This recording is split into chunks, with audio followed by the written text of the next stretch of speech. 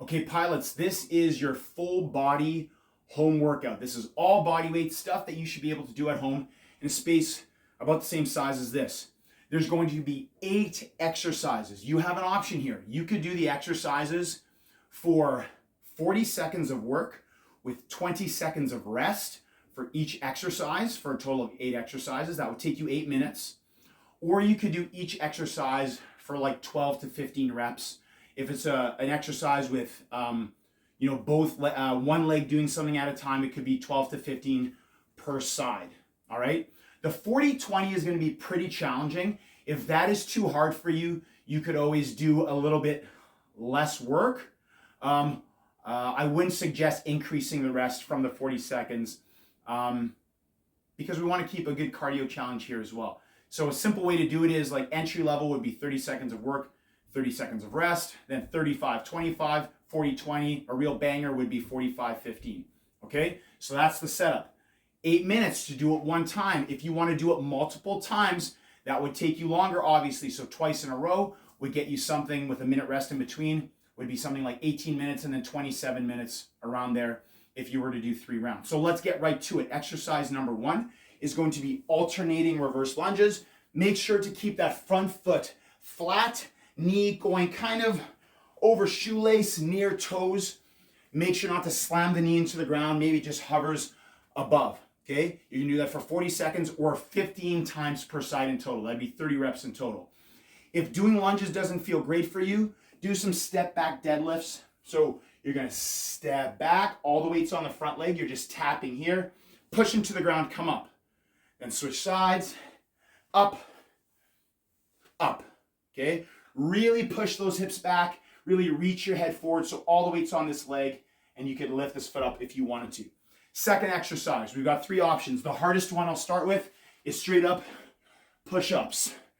Doing that for 40 seconds is tough. So do as many really good ones as you can, straight body, pulling yourself down, blasting up. And then when you can't do any more, maybe just go to a push-up hold. Option number 2, that's a little bit easier. It's not a push-up, but it's kind of like a half push-up. It's plank ups, down, down, up, up, down, down, up, up. And then you want to you could every time alternate which hand starts going down. Okay, that's a little bit of an easier option. The easiest one would just be to do a straight push-up hold, or you can even go into a lower push-up, drop your knees, knee push-up, up, lower, drop your knees, up. So you got a lot of options there for exercise number 2. Exercise number 3 is hinge jumps or skier swings. Okay, so we could go hips back and jump up, up, up. Again, it's not a squat jump, it's a hinge or like a deadlift jump up. Okay, if that's a little bit too much for you, then just stick with skier swings. Drive your hips back, swinging your arms back, and as you swing your arms forward, just push your feet into the ground, stand up. Almost like you're doing a kettlebell swing if you're familiar with that, but it's without the kettlebell. Exercise number 4 is going to be glute bridges, or you can keep your hips up and walk your feet out. Don't let your butt touch the ground. Bring your feet in, repeat. Drop your hips down to touch the ground anytime you get overwhelmed and feel like you're arching your back too much, and then just reset. Exercise number 5 is going to be lateral crouch walks. So if you have a mini band, you can put them around your knees, okay? Step out together, out together. If you don't have a mini band, we're just crouching down here, holding this isometric hold and moving the whole time, okay? If squatting deep bugs your knees, don't worry. We're just going, kind of like a half squat, holding it here the whole time, moving back and forth across the room. Keep the movement going while you hold that position. Okay, exercise number 6 is lying reach pulls. So for this one, you're gonna lie on your belly.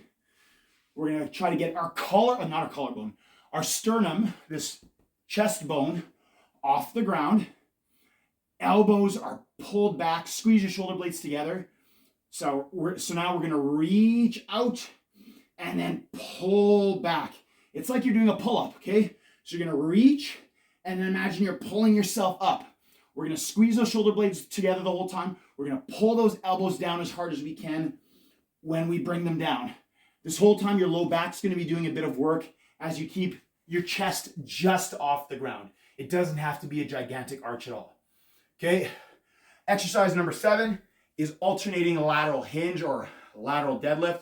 So step out, reach, push away, come up to the other side, push away. Remember that lateral hinge? It's not a squat, it's a hinge. So hip goes back, bend the knee a bit like I'm in a deadlift position. If my feet were together, that's the position, but my leg is out, and I push to return and then switch sides each time.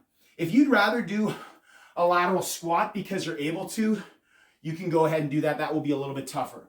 And then the last exercise, 40 seconds, is going to be jumping jacks.